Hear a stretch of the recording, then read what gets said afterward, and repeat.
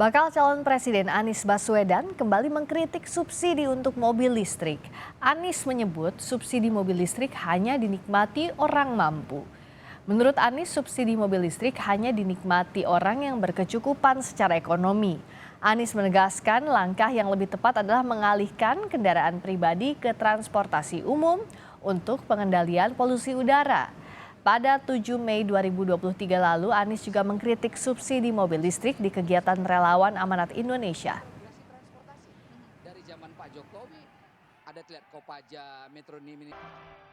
Subsidi untuk mobil listrik itu hanya dinikmati segelintir orang yang memang kondisi ekonominya sudah sangat baik, karena itu mereka mampu membeli mobil listrik.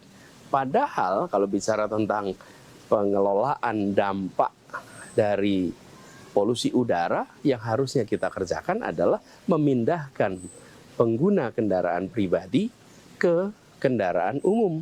Dan itu artinya ekspansi transportasi umum dan elektrifikasi transportasi umum, yang kemudian dampaknya bisa dirasakan oleh semua.